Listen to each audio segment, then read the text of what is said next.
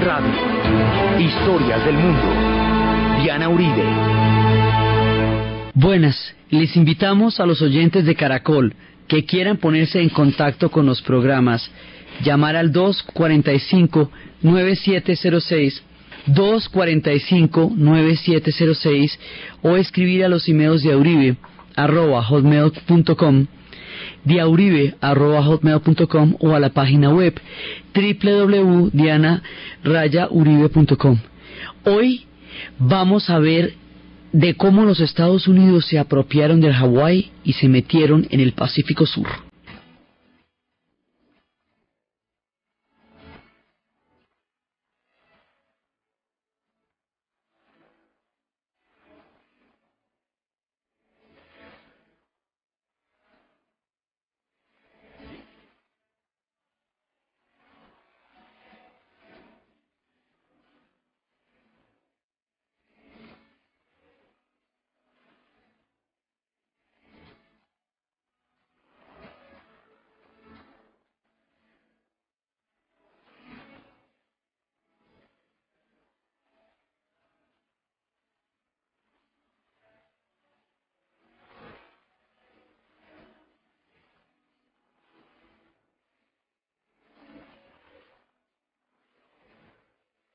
La vez pasada estábamos viendo cómo en el otro extremo del planeta, Alaska, este pueblo con los espíritus del cuervo y con los espíritus del caribú, entró a formar parte de la historia de los Estados Unidos.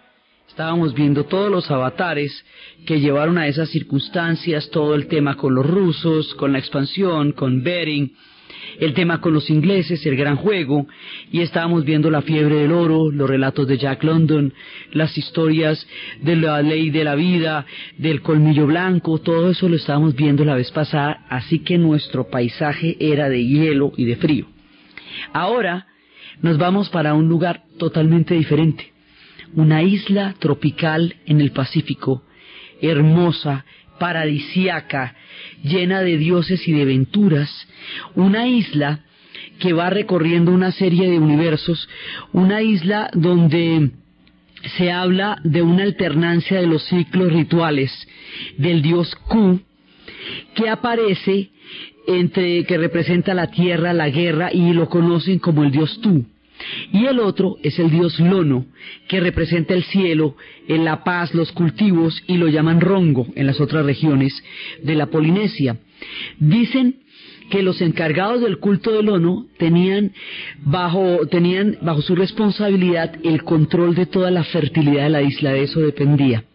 Así que cuando llegaban las lluvias, era la época del Lono, que se celebraban las fiestas de Makihiki, y eran 4 meses de duración, lo que se gastaban en crear todo este ciclo y en recorrerlo. Entonces, según la tradición, un día llegó un dios de otra parte, que era el dios Pa, y estableció que se asociara a esta festividad los sacrificios rituales. Llegó de una tierra allende los mares, que es una constante entre los hawaianos, que lleguen de las tierras de otra parte.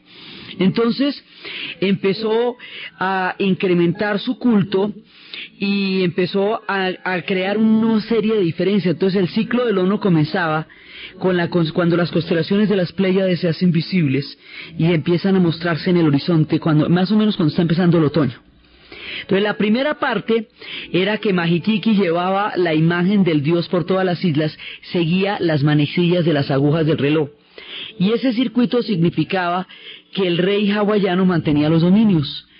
En el camino, los jefes y los reyes de las islas alimentaban ritualmente al dios y las esposas le llevaban ofrendas para que les diera un hijo.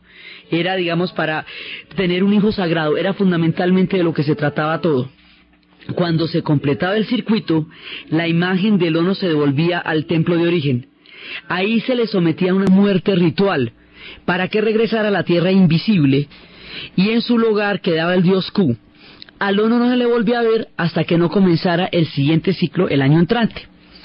Dicen las malas lenguas que lo que pasó con el capitán Cook, que fue el primer blanco que encontró estas islas, fue que llegó en uno de esos ciclos del Lono y se comportó exactamente como hace el dios, y entonces al final tiene que tener una muerte ritual. Entonces el hombre él llegaría después en 1778 y empieza a moverse en las agujas del reloj, con la dirección de las agujas del reloj, tal como era el rito, y ellos pensaron que era el año del Ono. Llegó en esa época, lo escoltaron hasta el templo, Cook le seguía la corriente y empezó a enseñarle respuestas rituales y todo. Él hacía todo como ellos lo hacían. Después él se fue, anunció que tenía que partir y decidió regresar, y cuando regresó para reparar unos barcos, regresó el 11 de febrero, los hawaianos lo miraron con furia y con sorpresa, porque el hombre ya tenía que estar muerto. ¿No ve que era el ciclo del Ono? Entonces el Ono no puede andar apareciendo por ahí cuando le dé la gana, porque él tiene que aparecer es cuando viene el siguiente ciclo de las lluvias del año entrante. Entonces dicen que ellos, para completar el ritual, lo mataron con las dagas de hierro mismo les había enseñado. El capitán Cook fue el primero de los grandes exploradores que entró en las islas del Pacífico Sur, el que descubrió Australia, Nueva Zelanda. Este tipo era un científico. A diferencia de los otros aventureros, el hombre llevaba una expresión científica, y él fue el que descubrió que el limón era la cura para el escorbuto, que era la principal causa de muerte de los marinos en ultramar. Este personaje, que es totalmente mítico, porque hace visible toda esta parte del mundo, va a morir de una manera ritual en un ciclo del dios del Ono en la isla de Hawái. Entonces, esta gente tiene toda una mirada del mundo. Ellos hablan de Maui como un dios travieso, como un dios pícaro, como un dios que representa el poder de los hombres, digamos, de la gente de a pie, de la gente común y corriente, para desafiar los poderes de los grandes dioses. Es un personaje como en el aspecto benévolo que tenía Loki. ¿Se acuerda cuando estábamos con los vikingos? La parte traviesa de Loki, antes de que no la oscura, sino la parte traviesa de Loki. Entonces este personaje está asociado a por qué los hombres pierden la inmortalidad. Dicen que él se había ido a penetrar a una de las grandes deidades para encontrar la inmortalidad, y que ella, en un momento dado, él estaba acompañado de una cantidad de aves, y que las aves tenían que guardar silencio. Cuando vieron lo chiquitico que era Maui y lo grandota que era la deidad, les agarró un ataque. Entonces la deidad se levantó y lo mató, y de esa manera los hombres perdieron la inmortalidad. A Maui también se le atribuye la historia de que un día su madre lo vio y lo envolvió en un mechón y lo arrojó a las olas. Él se salvó gracias al sol y al cielo, se reunió con ella, y una de las primeras proezas que él hizo fue darle un jab de mandíbula al sol para que se pudiera retardar su partida, para que los días fueran más largos y ella pudiera hacer una tela con una corteza de tapa, una corteza de árbol. Otros dicen que Maui lo hacía para que la gente pudiera cocinar más, para que tuviera más tiempo para los alimentos. Y así se van creando los espíritus de estas islas de Hawái, y van creándose alrededor del Pacífico estos pueblos cuyo destino pronto estará en inminente peligro.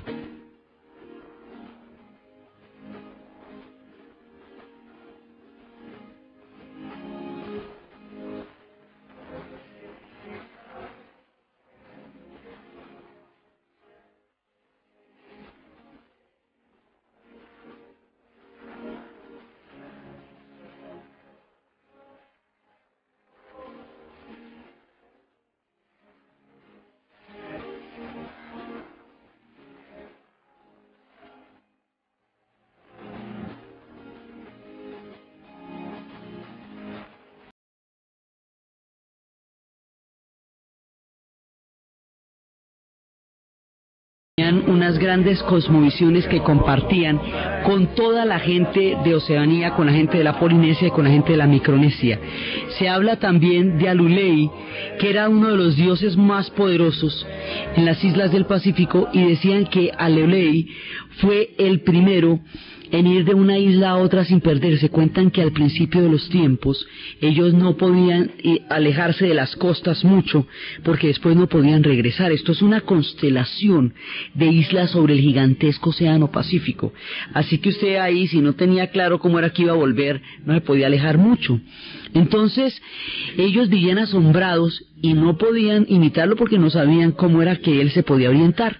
Entonces, Alulei tenía un hermano que era un tipo casposísimo, que era Farabai, y que siempre le hacía daño, le hacía malas jugadas, y Alulei siempre lo perdonaba. Un día, los dos hermanos se reconciliaron de verdad, y como una muestra de buena voluntad, de sinceridad en la reconciliación, en ese momento Farabai, que era el maloso, ofreció peinarle los enredados cabellos a Alulei, que siempre andaban enmarañados. Cuando empezó a desenredarlo, descubrió que los cabellos tenían, debajo de esa mata de pelo oscura, había unos ojos brillantes. Esos ojos brillantes eran las estrellas. Alulei tenía debajo de sus cabellos una gran cantidad de estrellas, y esas estrellas le daban la habilidad de poder alejarse de las costas y poder regresar, porque a través de esos ojos brillantes era que él podía orientarse. Así la noche es oscura, totalmente oscura como el cabello de Alulei, pero las estrellas brillan como los ojos que tenía dentro de su maraña, y de esa manera los hombres van a poder regresar a las costas. Una vez que esto se produjo, Farabai le contó, se puso a estudiar la posición de las estrellas, le transmitió la información a los demás, y desde entonces los navegantes del Pacífico Sur saben cómo ir y venir de las costas a partir del momento en que tendieron el rumbo de las estrellas. La gente de Hawái tiene una relación profunda con los instrumentos. Consideran que los instrumentos son las voces de los espíritus, que de esa manera están siempre presentes. Dicen que, por ejemplo, los tambores es una casa. Dentro del tambor están las casas de los dioses, que los instrumentos con ellos llaman a la gente de los templos, envían mensajes, señalan los cambios de las posturas de las ceremonias, consagran los sacrificios, los antiguos sacrificios de otras épocas. Los instrumentos son el núcleo de todos sus rituales, están contenidos en ellos sus secretos, los mitos los vinculan con ellos. La carraca, por ejemplo, es uno de los instrumentos más sagrados, nació del vientre de una mujer. Alguien escuchaba lejanamente una carraca y de pronto empezaron a hacerle como un trabajo de parto y descubrieron que ella lo que estaba era dando origen a un instrumento. Ese instrumento se usaba en los ritos de iniciación de los adolescentes para convertirse en hombres. Se usaba para asustarlos un poco y para atraerlos, y es un instrumento que tiene un poder muy grande entre ellos porque formaba parte de sus rituales.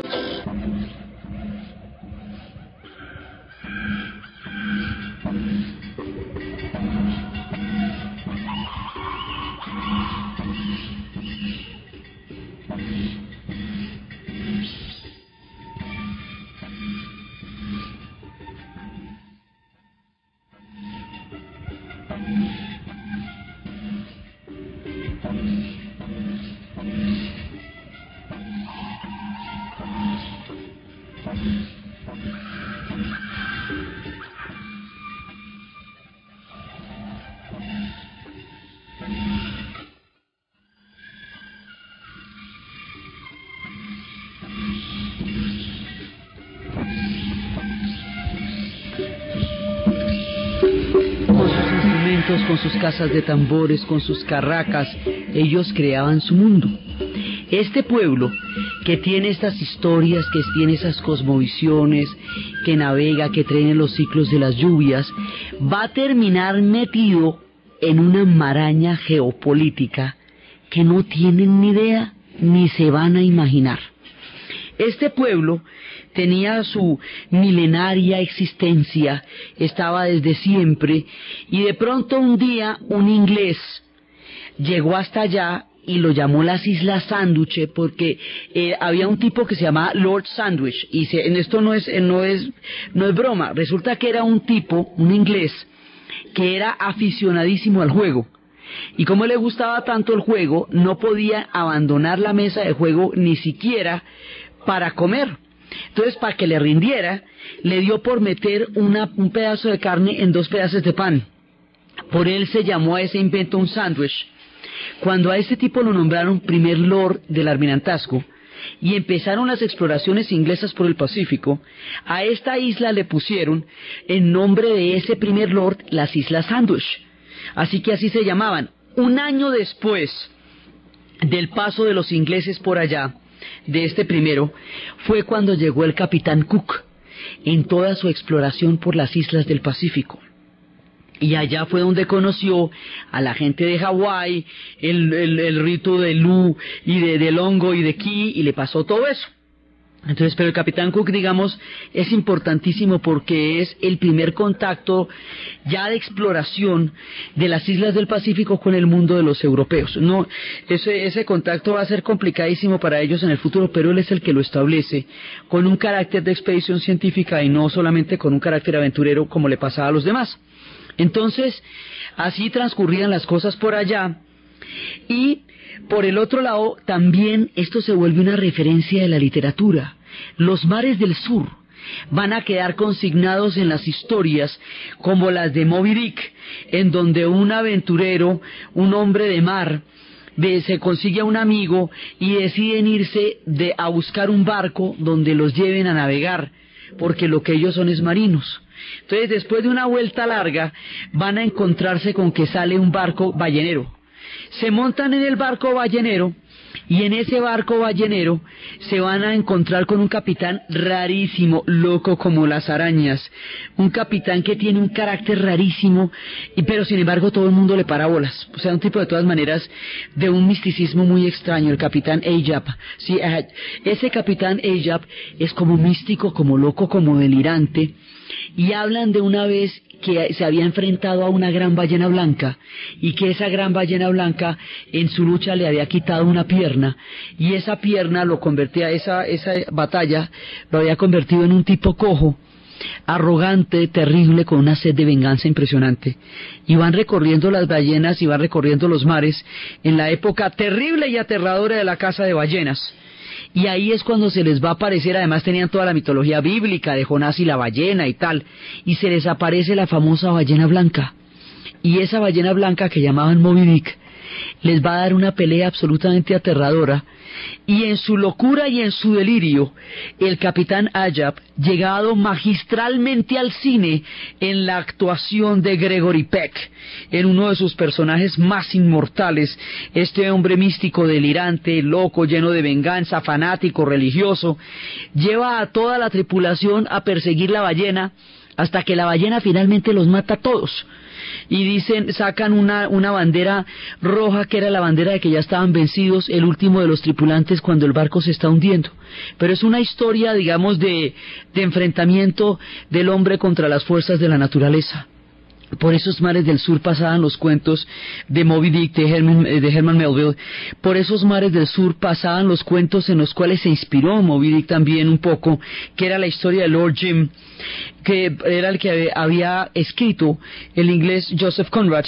Y Lord Jim era la historia de un hombre y una tripulación que habían llevado unos emigrantes a América, conscientes del riesgo y de la peligrosidad de lo que estaba pasando, y cuando una de las tormentas más grandes azotó el barco, ellos huyeron y dejaron a la gente a la deriva.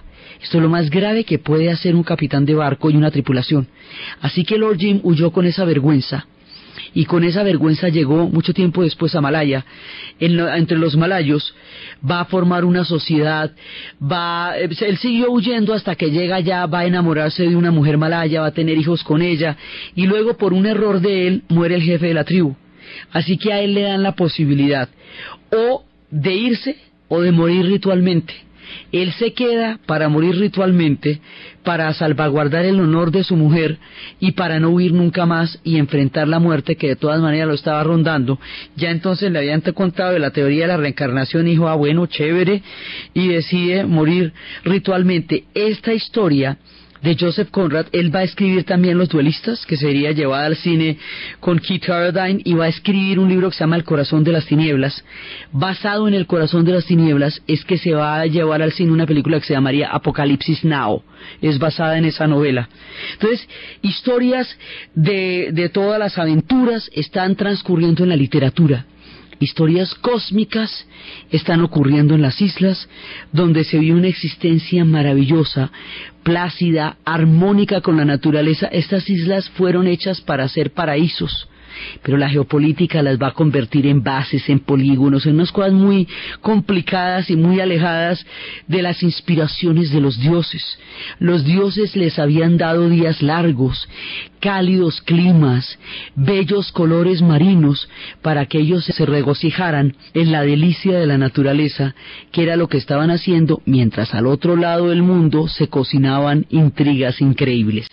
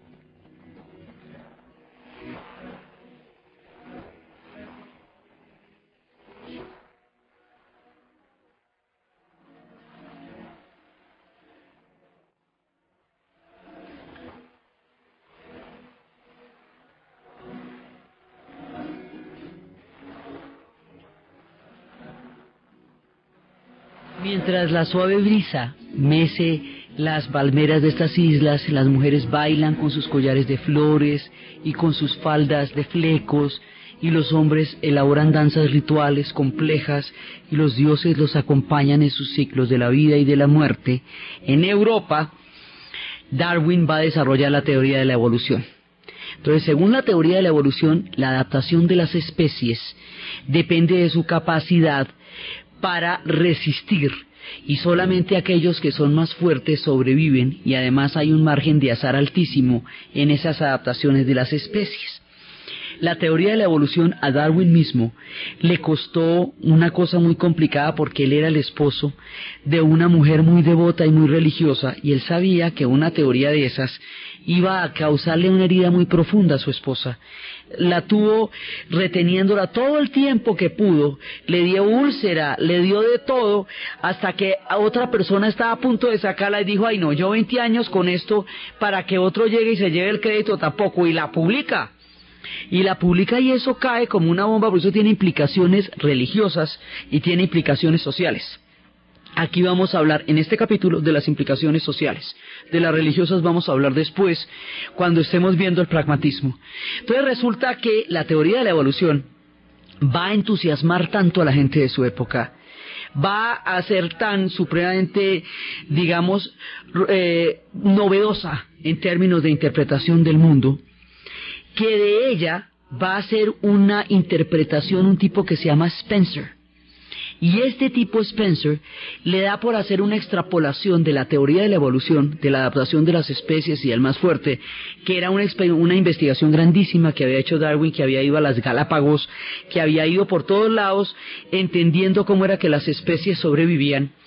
Spencer convierte un ciclo de milenios, de millones de años, que se hace a través de la evolución de las eras geológicas, de los cambios climáticos, de las rupturas de continentes, de las islas que quedaron lejos las unas de las otras. Todo este ciclo de millones de años, Spencer lo convierte en una teoría para los humanos, en la cual hay razas que se adaptan más y que tienen, por lo tanto, la potestad de someter a las otras bajo un criterio del más fuerte. Entonces el más fuerte es el que sobrevive y lo que lo hace más fuerte es que destruye al otro. Esto, tratado en los humanos, que no era la idea de Darwin, que no tiene nada que ver con las tortugas Galápagos, se va a convertir en una cosa que justifique el colonialismo. No, digamos, no es que se lo invente, el colonialismo ya está rampante y pujando. Pero con esto les da dizque una base científica, entre comillas, que los hace sentir que todas las atrocidades que están haciendo contra los otros pueblos no son más que una prueba de que son los más fuertes y que tienen un destino manifiesto porque su raza y su cultura es superior a la cultura de los otros, y se van montando en esta película tan absolutamente complicada sin que el pobre Darwin pueda hacer nada al respecto. Entonces, estas ideas que se gestan en Inglaterra van a llegar a Estados Unidos y se van a mezclar con otras. Entonces, en Estados Unidos hay un personaje, o sea, esto que nosotros estamos hablando es esto de creer que la civilización europea es una civilización superior y que los hombres blancos tienen la tarea de civilizar a los otros pueblos, como lo decía Rudyard Kipling en La carga del hombre blanco. Esto se llama eurocentrismo. O sea que Europa se considera el centro del mundo. Y es cuando se están expandiendo por todas partes, cuando el Imperio Británico se vuelve un dominio gigantesco, en el momento en que termina el colonialismo en América Latina y surgen nuestras naciones, empieza en el resto del planeta. Entonces es cuando empiezan los ingleses, los franceses, ahí está empezando todo un ciclo de expansión. Mientras tanto, en Estados Unidos está pasando una cosa. Resulta que hay un tipo que se llama Maham, que un día se pone a pensar lo siguiente: los Estados Unidos ya se ha ido expandiendo hasta tener todo el continente. Ya no tiene enemigos en la parte de abajo ni en la parte de arriba, ni por el lado de México ni por el lado de Canadá. México porque se lo embucharon, Canadá porque tienen buenas migas con los ingleses. Lo que tiene son 2 océanos al lado y lado que se han desarrollado con la expansión y con el ferrocarril y con todas las historias que habíamos contado. Ellos no tenían un ejército propiamente después de la Guerra de Secesión, tenían un ejército para enfrentarse con las naciones indias, cuyas historias serán muy tristes a partir de ahora, pero no un ejército, digamos, como para enfrentarse a otras naciones, porque no lo consideraban necesario. Este personaje, Maham, se pone a pensar: ¿por qué los ingleses son tan poderosos? ¿Qué los hace tan poderosos? Y dice: la armada, los mares. Esta gente tiene un control de los mares, y es que pasa lo siguiente: la tierra es discontinua, pero el mar no. El mar cubre todo el planeta. Entonces usted, cuando es dueño de los mares, usted puede replegarse, como hacen los ingleses, si es necesario. Esa isla no la ha invadido nadie desde Guillermo el Conquistador, desde la era de los normandos. Usted puede bloquear, como hicieron los ingleses en la era de Napoleón, que le bloquearon el regreso de Egipto hacia Francia, bloquearon el Mediterráneo. Y usted puede adentrarse en otras partes y luego devolverse. Entonces puede hacer una cantidad de cosas con el dominio de los mares. El dominio de los mares lo lleva a atacar, a aislarse, a bloquear, a replegarse, puede hacer cualquier cosa. Entonces, de ahí se deduce que si Estados Unidos quiere convertirse en una potencia como lo es Inglaterra, si Estados Unidos ha de probar su superioridad, como están tentados a hacerlo los demás pueblos europeos en pleno ciclo de expansión, ha de tener una armada y ha de buscar el dominio de los mares. Eso no les había ocurrido antes. Su historia era autorreferencial hasta ese momento, estaba en la expansión del territorio, y sus luchas eran con las naciones indias. Ahora se les ocurre que van a buscar allende los mares cómo apoderarse de los dominios del agua y competir en ese sentido sanamente, porque ellos nunca van a ser enemigos de los ingleses, ni lo son, ni lo serán, pero tener un dominio de los mares. Al mismo tiempo, Alemania surge como Estado nacional, y fíjate que piensan lo mismo. Se les ocurre que Alemania debe ser dueña de los mares, qué chusco meterse por allá. Eso era una de las disputas de Bismarck, que decía no hay necesidad de hacer eso, hay que crear un Estado, pero no hay necesidad de crear una armada porque eso nos va a llevar directamente a una confrontación con Inglaterra más adelante. Cosa que sucedió y que sería uno de los factores que incidiría en la Primera Guerra Mundial. Entonces, hay un hambre de expansión, hay una cantidad de proyectos de expansión en ese momento, hay una idea de progreso que está detrás de los ferrocarriles y de todo el mundo industrial que hemos estado creando, y la teoría de la evolución, aplicada en el sentido spenceriano de la palabra, les hace sentir a todas estas potencias que no solamente existe un destino manifiesto, sino que además existe una superioridad, háganme el favor, una superioridad que les permite a ellos apoderarse de las demás islas. Entonces todo esto está pasando en la cabeza de un sector de estos pueblos al mismo tiempo. Por el otro lado, España es un país que se está debilitando. Entonces esa agonía del Imperio Español, saliendo de los últimos pedazos de lo que fue un imperio donde no se ocultaba el sol, no le quedan sino las islas. Cuando estábamos viendo el capítulo de Hearst y de Pulitzer, estábamos viendo que hubo una guerra que se llama la Guerra Hispano-Norteamericana, a partir de la rebelión que se va a producir en Cuba y en Filipinas.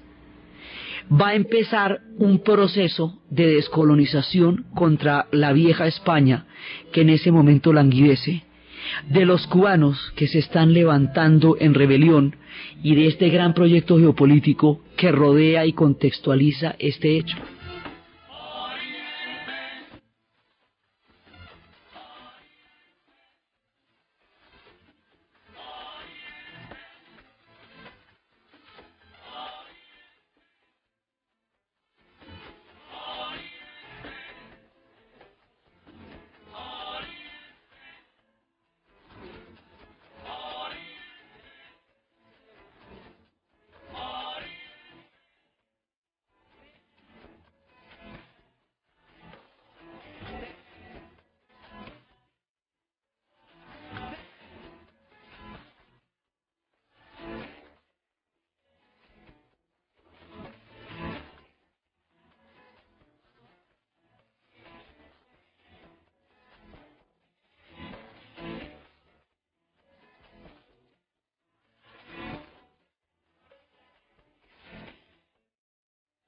De las provincias de Oriente vendría la rebelión que llevaría a la guerra de independencia de Cuba. Entonces en ese momento los Estados Unidos ve una doble papaya. Por un lado en el Atlántico, que es Cuba y Puerto Rico, bueno, Puerto Rico va a quedar anexado, y por el otro lado se va metiendo al Pacífico, y en el Pacífico la otra parte de la guerra está en Filipinas. Entonces, en la pasada por Filipinas, empieza a considerar que Hawái es importantísima para hacer una base de aprovisionamiento. Ellos aprenden de los ingleses que la posesión de todas las islas es una manera de tener donde aprovisionarse por el mundo entero. De esa manera los buques ingleses pueden recorrer el mundo y en todos lados encontrar donde apertrecharse. Esa es la función que cumplieron las Islas Malvinas, por ejemplo, las Falklands, que generaron la guerra con Argentina, era ese esquema. Entonces estos están planteándolo a lo suyo, en el Atlántico y en el Pacífico, porque los dos océanos lo rodean. De esa manera, por un lado están apoyando a Cuba frente a España, con su pequeña armada. Es una pequeña armada, sí, pero es que la armada española ya estaba sumamente deteriorada, ya estaba en plena decadencia, y esta pequeña armada tenía toda el vigor de una nueva tecnología, de un mundo industrializado. Entonces la armada de un mundo industrializado, pequeña pero muy moderna, frente a la armada de una potencia agónica. Y esto es lo que les digo que en su momento les contamos, va a terminar siendo pelea de toche con guayaba, porque los españoles van a salir derrotados, van a dar el último canto del cisne para salir de ahí.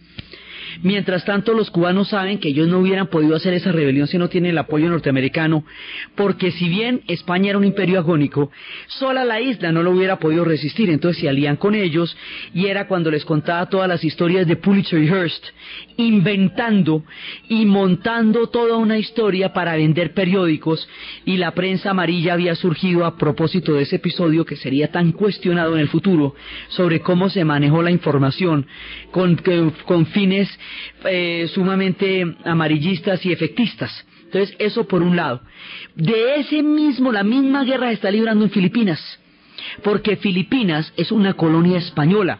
Por eso era que se decía que en estas islas, que en el imperio de Carlos V no se ocultaba el sol, porque siempre era de día en alguna parte del imperio, porque si arrancaba en América y también pasaba por Filipinas y cubría la mitad de Europa, pues en todos lados, en todas partes había una posesión española. Entre todo lo que pasó estaban las Filipinas, por donde pasó la gran expedición de Magallanes, y cómo Magallanes en las Filipinas fue muerto y también devorado, y cómo Sebastián Elcano va a terminar la expedición que le dio la vuelta al mundo, y van a llegar mucho tiempo, 3 años después, completamente famélicos, cuando nadie los esperaba, a los puertos en Cádiz, y nadie se imagina, en Sevilla van a llegar ese barco que hoy por hoy tiene una réplica a las orillas del río Guadalquivir. Va a llegar vueltos nada, completamente vueltos nada, arrastrarse frente a una iglesia, agradecer por haber regresado vivos de la gran expedición que le dio la vuelta al mundo. Desde entonces es una colonia filipina. Además, los españoles quedaron sumamente impresionados de ver la cantidad de musulmanes que había en Filipinas, y entendieron lo grande que había sido la penetración del Islam en los mares del sur. Entonces desde ahí era una posesión de ellos. Los filipinos también entran en rebelión. Entonces, ya que entran en rebelión los filipinos y ya que entran en rebelión los cubanos, pues Estados Unidos apoya la rebelión de los cubanos y la rebelión de los filipinos, de manera que donde quiera que entra en crisis el imperio español, va entrando en vigencia como un relevo de la historia el imperio, digamos, la expansión de los Estados Unidos. Así empieza su ciclo de expansión. De esa manera va a tener un montón de bases. Ahora, la idea de estas bases es que Alemania también se está expandiendo.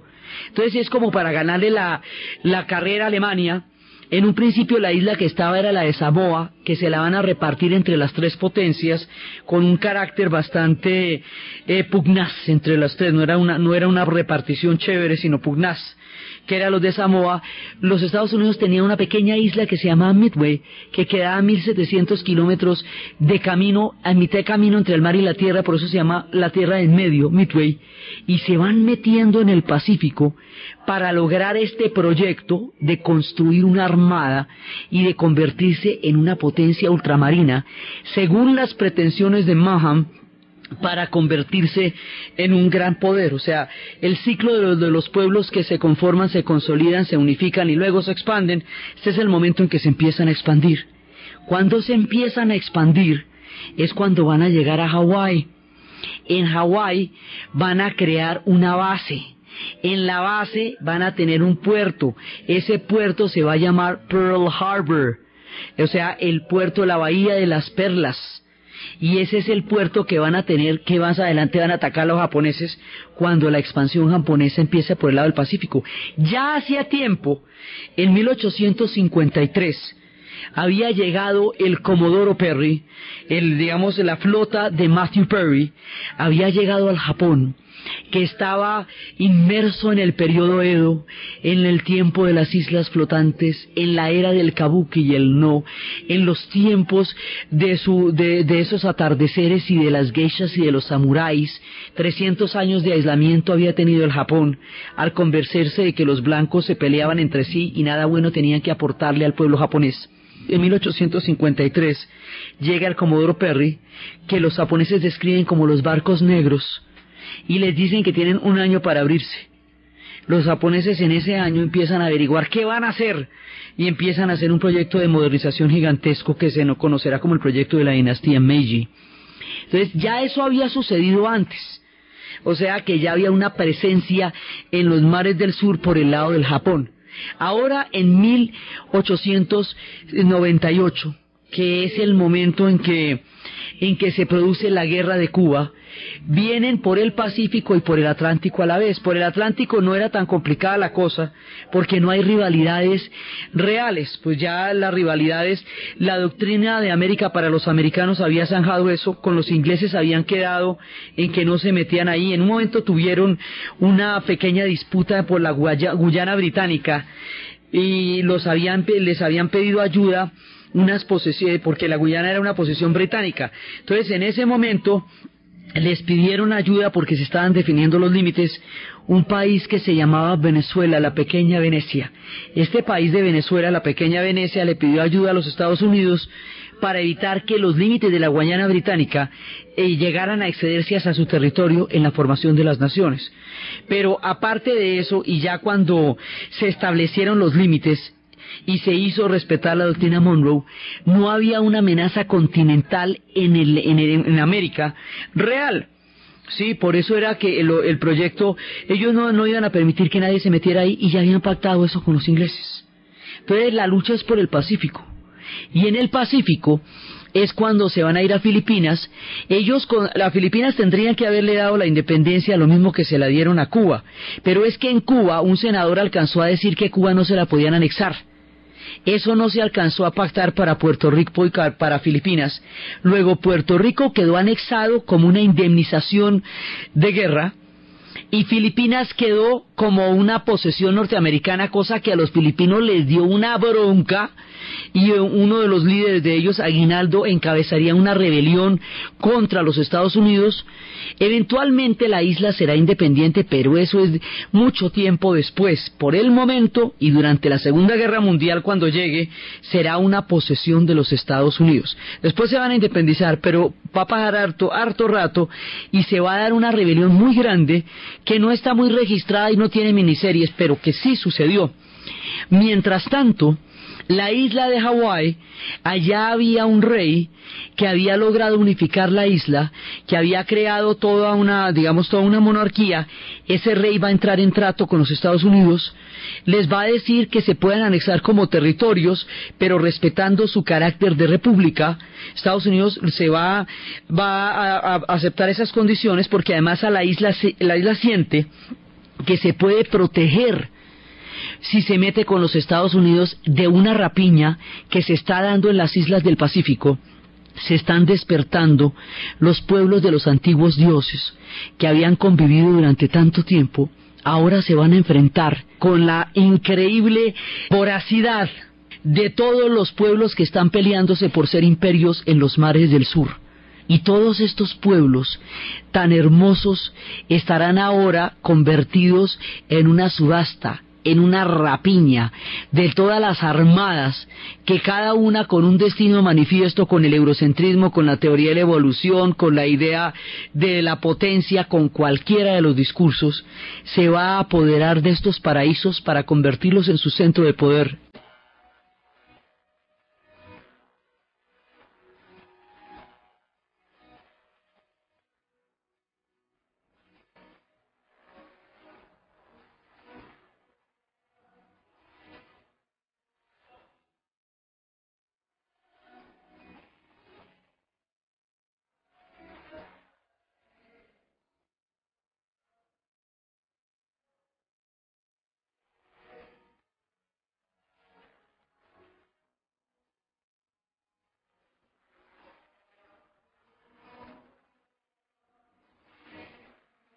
Estos preciosos pueblos van a quedar convertidos en parte de los Estados Unidos, van a quedar convertidos en bases, su cultura se verá arrinconada hasta el límite, se van a convertir en emporios hoteleros, en grandes complejos turísticos, en bases importantísimas. No solamente eso, cuando llegue el tiempo de la Segunda Guerra Mundial, uno de los escenarios de la guerra serán todos estos paraísos.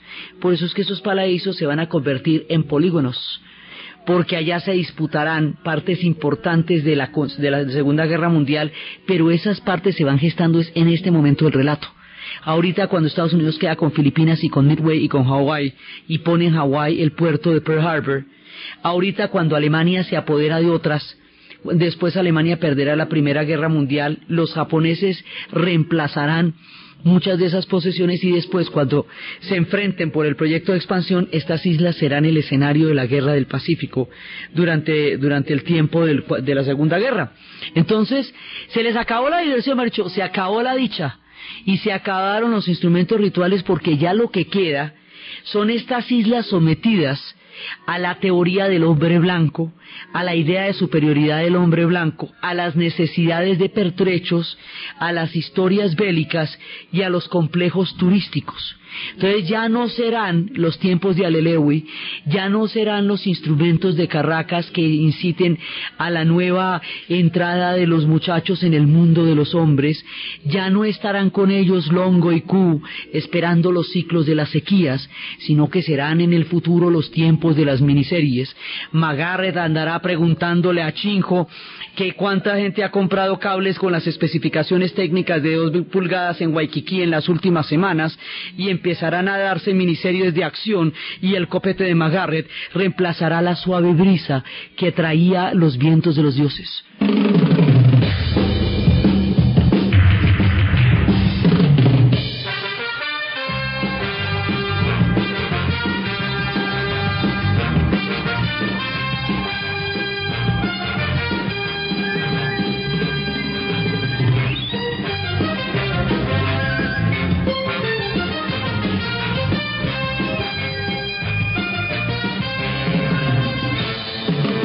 En 1959, Alaska y Hawái van a ser convertidos en estados de los Estados Unidos, y así serán el estado número 49 y el estado número 50, y así la bandera de los Estados Unidos va a tener 50 estrellas, las últimas 2 en los extremos del hielo de las tierras de Alaska, del espíritu del cuerpo, y las otras en el Pacífico Sur, donde Q y Longo auguraban los ciclos de las lluvias en los tiempos del otoño y hacían su ceremonia en dirección de las manecillas del reloj para mantener y perpetuar el ciclo de la fertilidad.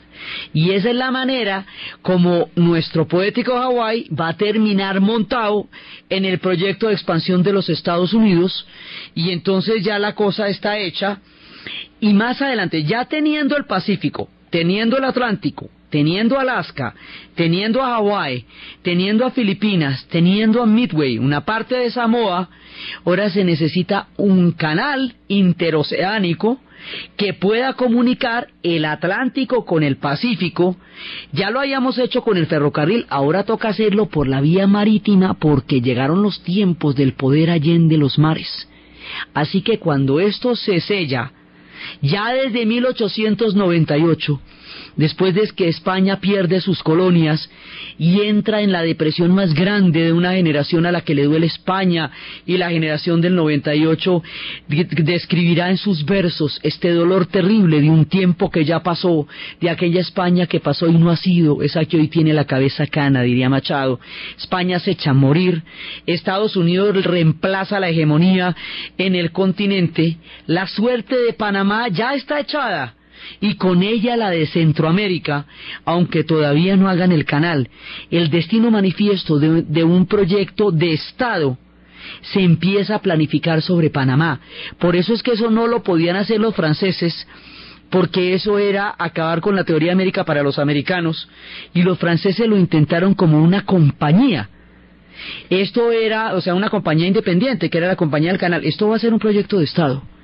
Panamá ya está sentenciado desde el momento en que hay, a un lado del Atlántico está Cuba, está Puerto Rico, y al otro lado Filipinas, Hawái y Midway. Ya el canal de Panamá es un hecho en el imaginario histórico de un proceso de expansión.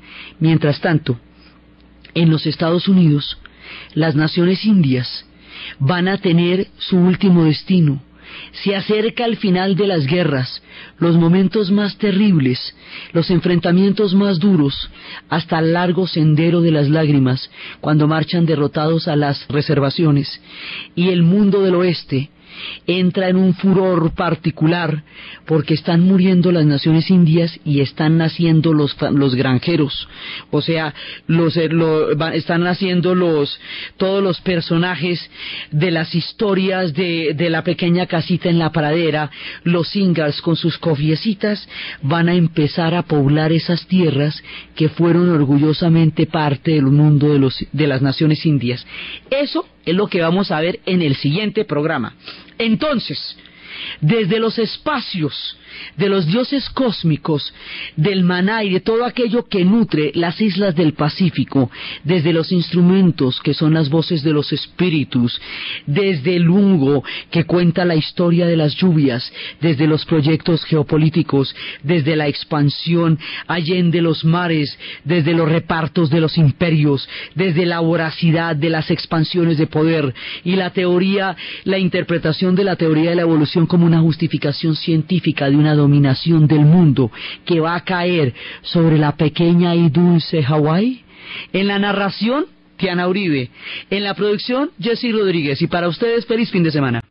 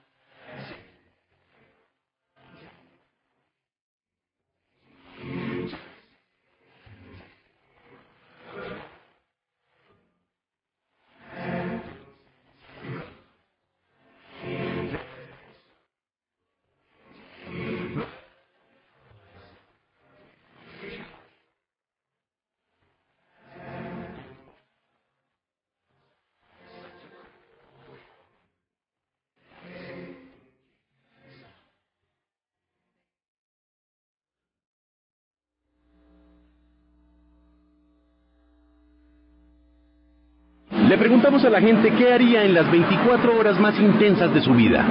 Hacer un muñeco de nieve. Nadar con tiburones. Montar en globo. Manejar un convertible. Conocer Walt Disney.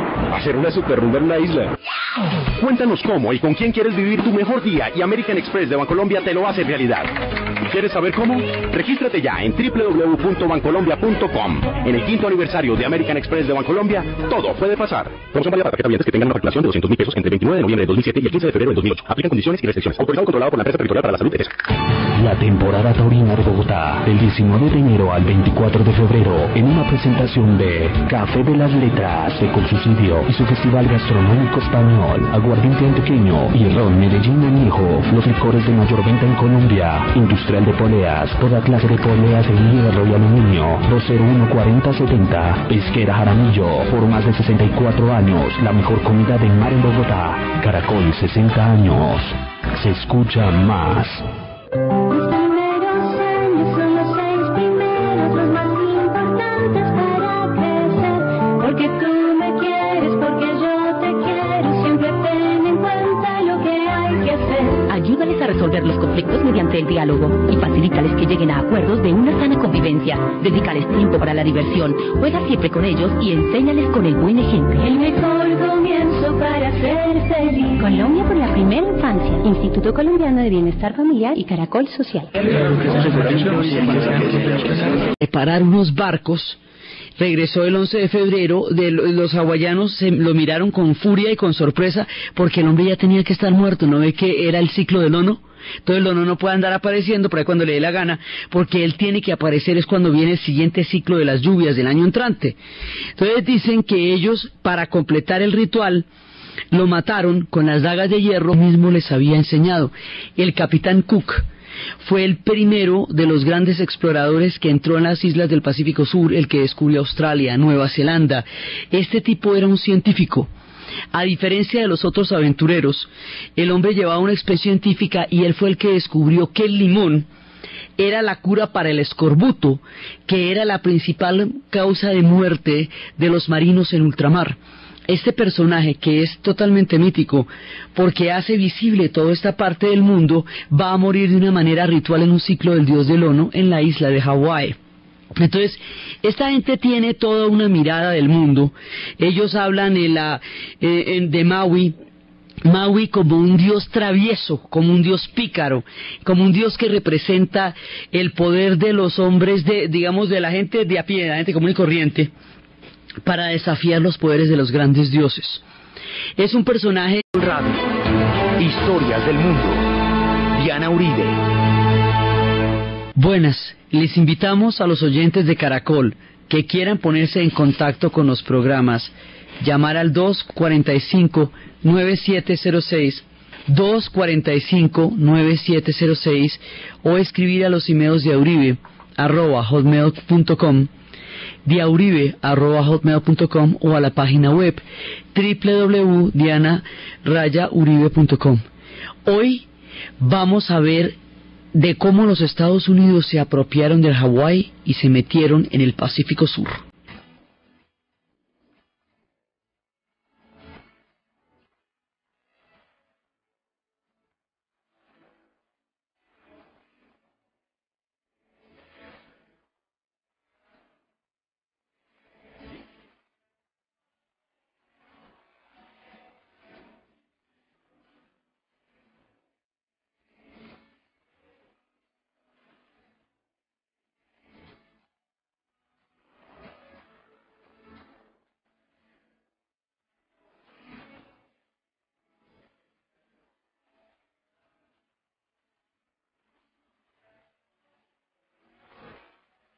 Camino, los jefes y los reyes de las islas alimentaban ritualmente al dios y las esposas le llevaban ofrendas para que les diera un hijo.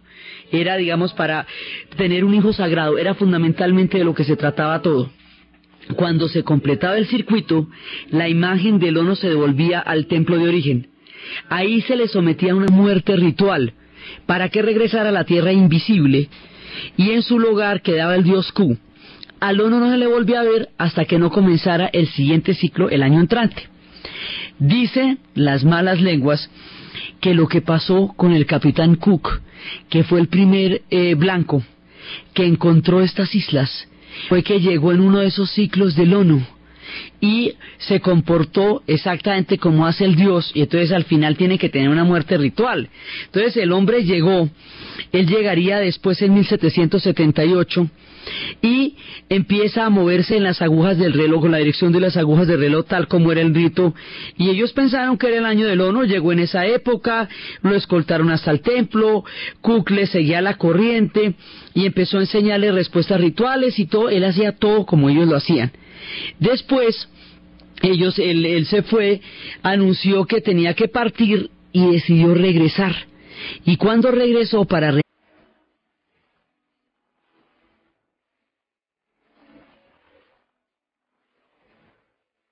La vez pasada estábamos viendo cómo en el otro extremo del planeta, Alaska, este pueblo con los espíritus del cuervo y con los espíritus del caribú entró a formar parte de la historia de los Estados Unidos. Estábamos viendo todos los avatares que llevaron a esas circunstancias, todo el tema con los rusos, con la expansión, con Bering, el tema con los ingleses, el gran juego, y estábamos viendo la fiebre del oro, los relatos de Jack London, las historias de la ley de la vida, del colmillo blanco, todo eso lo estábamos viendo la vez pasada, así que nuestro paisaje era de hielo y de frío.